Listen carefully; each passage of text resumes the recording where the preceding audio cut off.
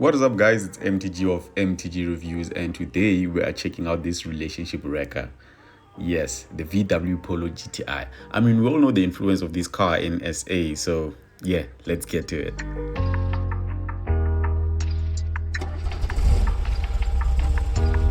We'll look at the interior, the exterior, and we'll launch it.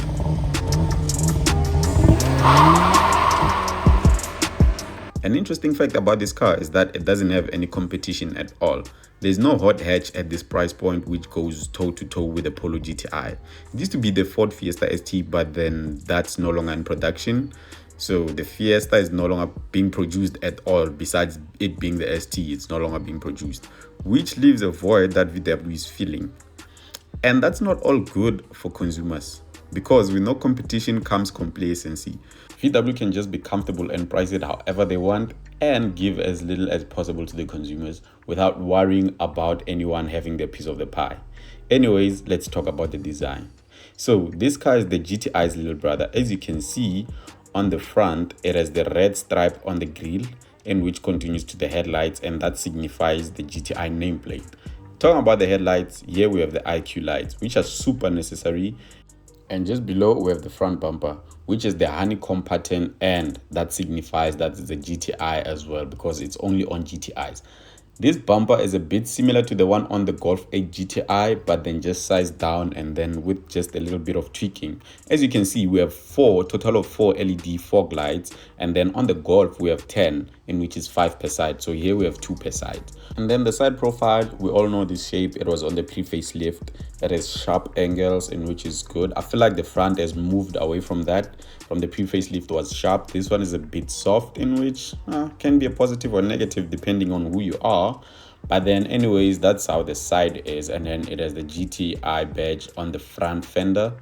And yeah, and then on the side as well, let's talk about the wheels. I like these wheels, I like this design, but then my only problem is that it only comes in 17-inch for these kind of wheels. And with that, I'd go for the 18-inch Faro wheels, because I mean, bigger is mostly better in most cases, we all know that. And yeah, I'd go with those, though I do like these ones. And then moving to the back, here's where I'm not the biggest fan of. It's okay, I get it, but then because the pre-facelift was good looking, this one doesn't strike me like that, because the tail lights are just elongated, and it's I feel like it's out of place on this car. Those ones, the boxy ones, were perfect for this car, but I don't prefer it. And then below there we have the dual exhaust, in which you get on the Polo. It's dual on one side. It's not like on the GTI where it's one per side. But then, I mean, it works. It's okay. At least you don't get the fake exhaust. Now, let's get inside. So, getting inside, let's start with the steering wheel. So, the controls on the steering wheel. Here we have the volume up, volume down. Here we have the cruise control settings. As you can see, we have reset, cancel, and set. So, to cancel the current ongoing cruise control, you press on cancel, and to reset it, press on reset, and then this, you can increase the speed with it. The right side, we have the page flipping, in which you can change pages on the digital gauge cluster. Oh, you have a lap timer, interesting. And drive assist systems, cruise control limiter. And then we have the up and down as well, which changes on the middle of the screen, and then you can close it. And then this is the next track, previous track. This, you can change the view of the digital gauge cluster, minimalistic, or this can show more information, or just the classic one. Interesting.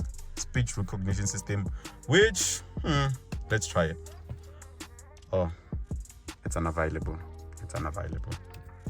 Okay, what else? So the overall look of the steering wheel, I actually do like. I do like it, especially this perforated leather material here. And then it's a full leather steering wheel with red stitching, which makes it more sporty for extra 5 kilowatts because of that. And then getting into the infotainment system. This infotainment system, I feel like we know right by now, because I've reviewed it. Like, now it's going to be for the third time. So as you can see here, the apps, and then you have the swipe thingy, in which I don't know if anybody uses that. If you drive a VW who has this, let me know if you do use it or not.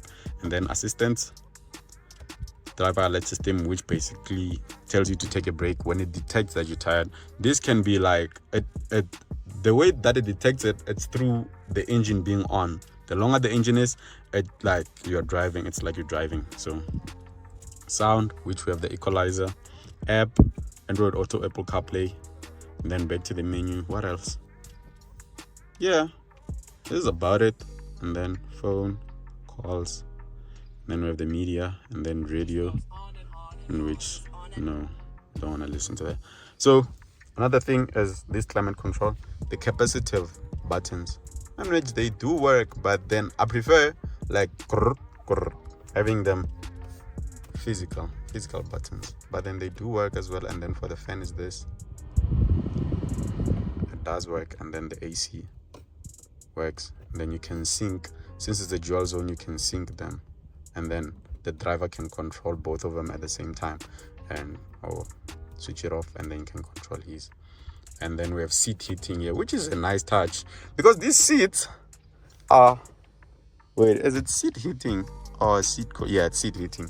These seats like have different materials. This is leather, this is Alcantara feeling material, this is fabric. So we have 3 different textures, even here: fabric, Alcantara feeling material, and then leather, and which is nice. Okay, the interior is red, as you've probably seen by now. I do like this. And then we have the gear knob here, in which I prefer the pre-facelift gear knob. Everything was just on the side, and then here was just that looked better than this. And then we have the card slot, so you're going home, put your card here. So for the toll gates, if you don't have the e-tag, talking about this part actually, where you would put your e-tag, there's something missing here. We don't have sunroof, and it's a black car, so it makes everything like claustrophobic in a way. Like, it's a dark interior, we don't have a sunroof, but it works. I really do like this car, man. It really is a nice car. It's a nice car, especially these seats are too nice to be in. And then automatic headlights, we have the IQ lights, as you saw on the outside. So yeah, it's a nice one. Now let's talk about what this car is really about: their performance. The figures are 147 kilowatts and 320 newton meters of torque, which is quite good for a car that weighs 1,200 kilograms. It's proper power and torque figures for this car, but I feel like it being a front-wheel drive kills off some of its performance. I'm saying that because when you're launching, actually take a look at this.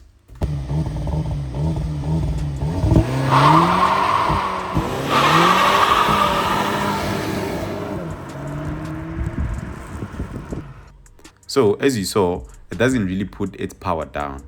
And that's the problem with front wheel drive performance cars. As you know, when you launch a car, it will pitch, meaning that the weight will transfer backwards, the nose will lift, and that results in you not getting much traction on the tires. And with that said, the 0 to 100 is 6.7 seconds, and that's not bad actually, but it could have been better if it was a rear wheel drive. But then it's a Polo GTI, I get it, cost savings and everything. And this car, just disclaimer, this car really moves. Don't say I said that this car is not fast. It really is fast. When you're up and going, you don't see a money, that's blind. So yeah, relax. Now let's get to the cost of ownership. And guys, if you do like this video, make sure you subscribe to the channel. It's totally free, no money will exchange hands. I'll keep the hot content coming.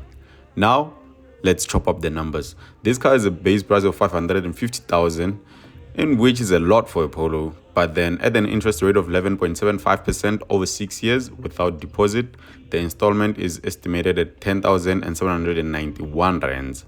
Factoring in fuel at an estimate of 2,000, 2,000 rands. I mean, it's a GTI, so yeah. And insurance at 2,000 as well. The total would be 14,791 rands and would go down to 13,707 rands with 10% deposit. And yeah, that's about it for this video. I still have a couple of things to say about this car, so make sure you subscribe to catch the next video, in which is gonna be a comparison between this car and another car.